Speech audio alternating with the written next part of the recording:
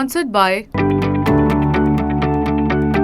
At a pivotal point in the ongoing conflict, which will soon complete 9 months, Israeli Prime Minister Benjamin Netanyahu announced on Sunday that the intense phase of war with Hamas is about to end. If true, the announcement is expected to be a major U-turn of war because in the past few months, the IDF continued its military operations in the Rafah, which is believed to be Hamas's ultimate stronghold in Gaza, despite international pressure. Meanwhile, PM Netanyahu also suggested that given rising hostilities orchestrated by the Iran-backed Hezbollah from Israel's northern border, the Israel's defense forces' focus will now shift to the Lebanon border solely to tackle the Hezbollah threat.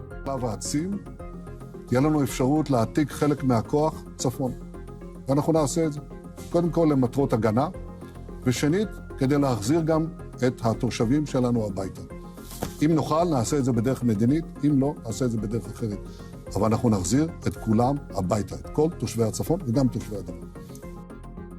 For the unversed, Hezbollah has been carrying out deadly attacks from the southern Lebanon, targeting areas in northern Israel since October 8th, the day after the Hamas attacks on Israel.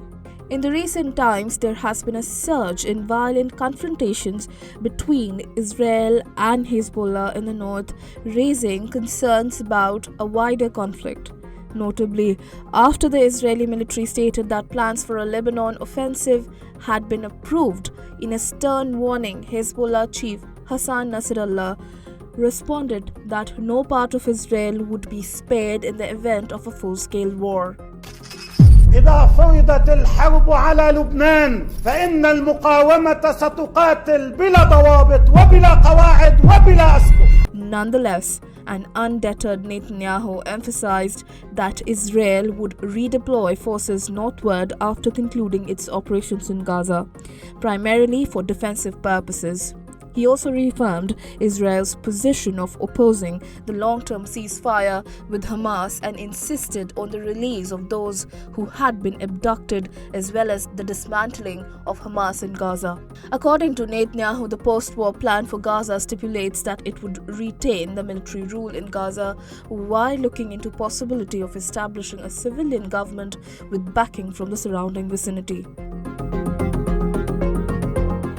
The Netanyahu administration is under the pressure from both the Western and the Arab world leaders, including the US, to put an end to the war, as seen by a recent ruling by a UN court to stop its military actions in Gaza.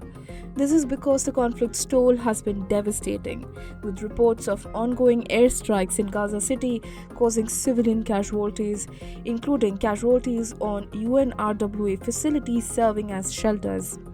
Over 800,000 people have been uprooted, and the humanitarian situation is apocalyptic, according to the UN.